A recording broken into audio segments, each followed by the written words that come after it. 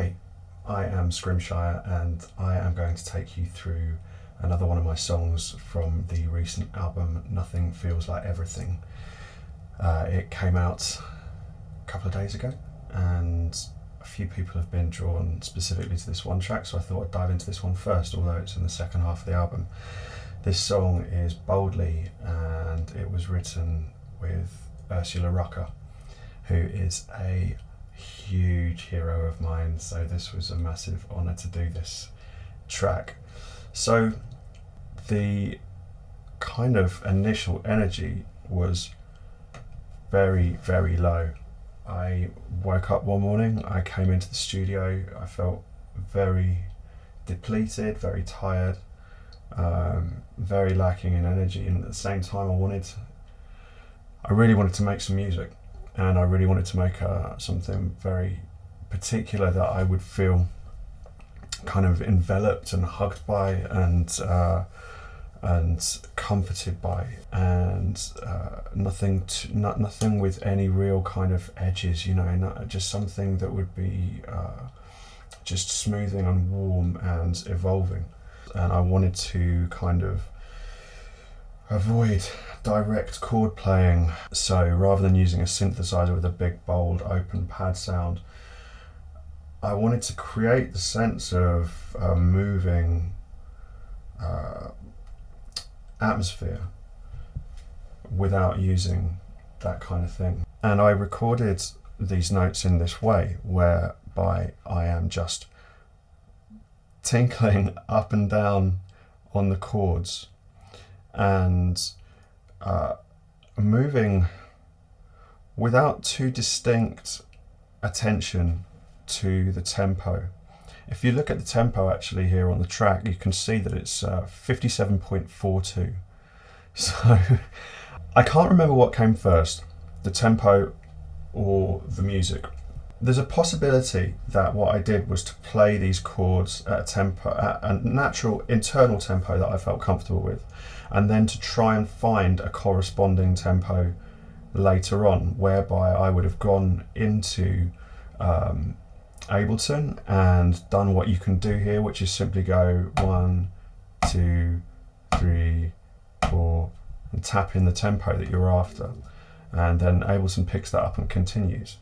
So that was my first approach, and then the rest of this is a very, very simple exercise.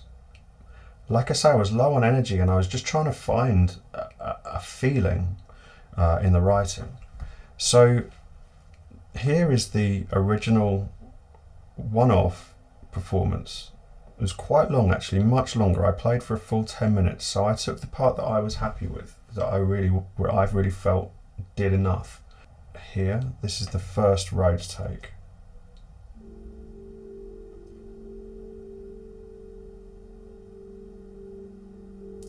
And then because I was trying to create atmospheres and just create something dense but relaxed, I just began layering things up. So there's a second Rhodes part in here, and you can see with these lines here, this is automation for those of you that don't produce. And what that is, it allows me to play in an action like turning the volume up, pushing a fader up, playing with an EQ. And I can program that in and leave that as a continuous part of the project. And what I've done here is I took a second Rhodes part, but when I used the MIDI that I'd recorded in up here, I then pitched it down an octave. So I had a lower bass Nord sound. And I thought that possibly that would just produce the bass that I needed for this song. Later on I felt I needed to develop it a little bit further. From there, I just started playing with different ideas. I took the exact same MIDI again, and you can see like how I was playing just on the right hand and the left hand, just going up and down on each chord, and then moving around. And if I put the tempo in,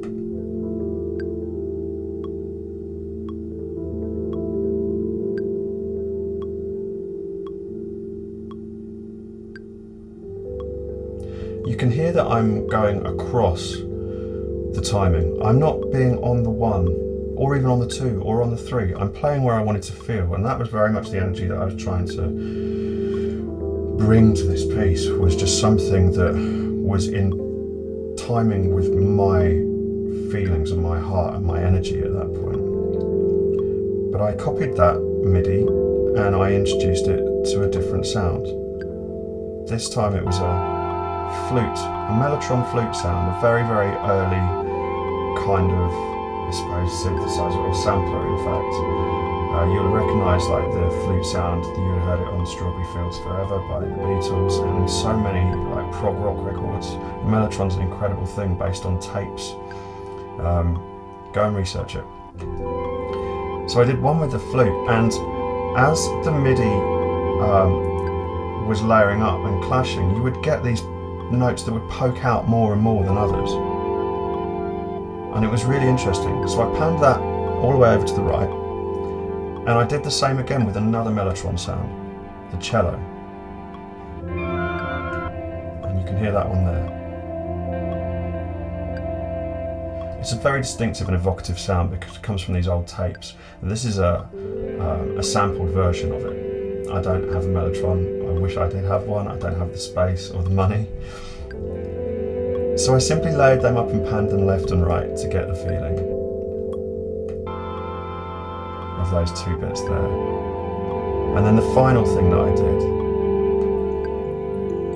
was I think it's funny, I've bounced all of the tracks here from the original project, so they're just audio. I must have been having some problems with processing, might have been on my old computer. And I used a xylophone type sound that I could adjust how prominent the hammer sound was versus the actual tone of the instrument. And that's this.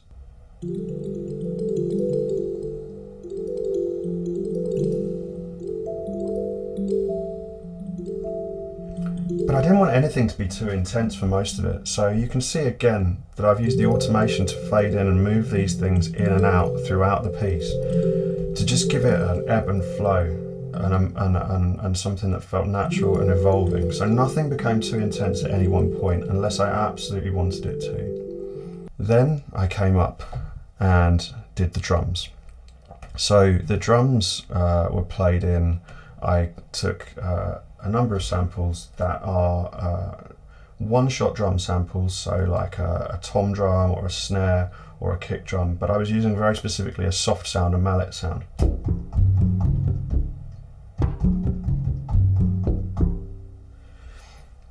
Much more delicate. And I played that in.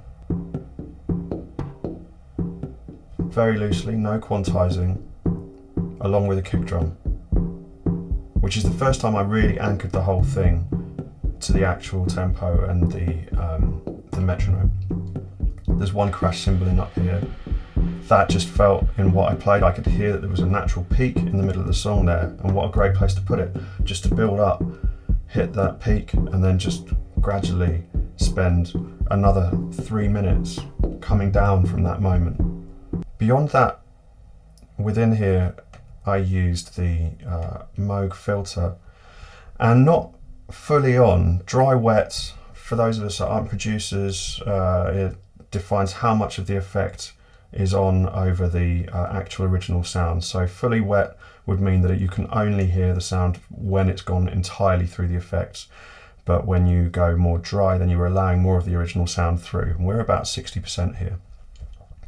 And whilst that's on, so that allowed the sound to remain at least vaguely consistent while still being affected. I don't know if we can hear that here. And you can see the cutoff will move around a little bit there, which just gives it this slight phasiness as well, which is great. And then I came and played bass on, which is a little bit more complicated than it would seem, because actually the chords are moving somewhat randomly and at different timings, so I had to play and just respond to what was being played a bit at a time. Remember the chords, obviously, that I've been playing, but then a step at a time, follow the chords around. Okay, now we're over here and this is when I'll play, but I only really want to play maybe on the actual beat. Once all of this was in place, I knew that I wanted to elevate this a little bit further once again, and as always, with the sound of Christopher Boot on the drums. He did 3 takes, you can see here, 1, 2, 3, and I took take 3, which was his experimental take. Less following the structures that were vaguely in there, and more just letting loose and coming through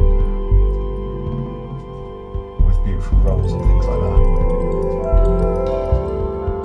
It's a fantastically delicate piece of performing, but with those occasional things like rims being tapped, that once the reverb's on, just create an absolute magic.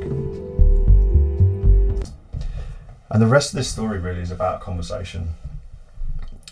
Once this had been created, it sat around for a little while, and I had in my mind that I would like to work with Ursula on this record, but I had in my mind a much faster piece. But this particular song got really, really under my skin, and I could feel that we could find a connection on this. And so over a period of months, me and Ursula spoke on the phone and had some very long, very beautiful conversations, and she really helped me to understand the meaning of connecting in advance of writing together. So often we jump into these collaborations with people, especially online, in a kind of let's get it done kind of way. Yeah, it'd be great, let's do it. And what defined this album in a lot of ways is the fact that conversations expanded and extended way before writing, and without them I don't think we'd have achieved what we achieved with this record. So we spoke for months, and it was several months later before she delivered the performance on this, and that performance and those words are very much a product of what we discussed. So we're in the mixed project now in Luna. The reality is with a lot of this record, apart from 1 or 2 tracks, and we'll get to those over the weeks as we look more into the record, I let things be quite a lot. With the drums that Chris sent over, although he does record them brilliantly anyway and has an understanding of what taste-wise what I'm after, and we discussed mic selections and that in advance, I didn't need to do a whole lot. It's a very delicate dynamic performance. So apart from a little bit of compression on the kick drum, it's just a touch of EQ across the whole thing, and then what we would call glue by a little bit more compression over here, and a little bit of EQ on the group, all the tracks together, that is in the drum bus there. And beyond that, I did very, very little to the track after bringing it from Ableton. I did a little bit of tape processing here, and then my reverb's on. But I'm really satisfied with how it was possible to understand the music in the creation process, rather than trying to mangle it later on.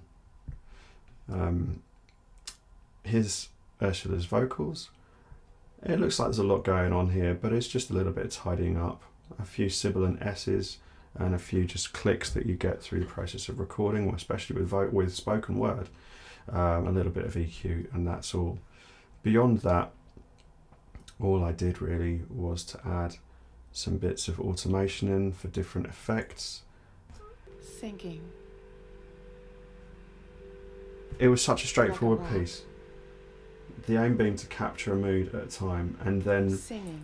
again the conversations that came Like a subsequently cantor. between me and Ursula to find our way towards what we were trying to express Signing. by trying to understand each other, In languages and then find a common place I didn't where even know. this combined, I our could creativity and our ideas combined to make something special. Sifting And I think really when through the pebbles you of look my at a lot life, of this record, looking that's what really matters. for my own heart's goal. Understanding and So communication my own heart's light in order to really find something that means never something grows old, deep to both people. never grows cold. And so that's it. Sitting From what was originally called Ambient Rhodes Bubble, for the bubbles, on my own to this, that is Boldly.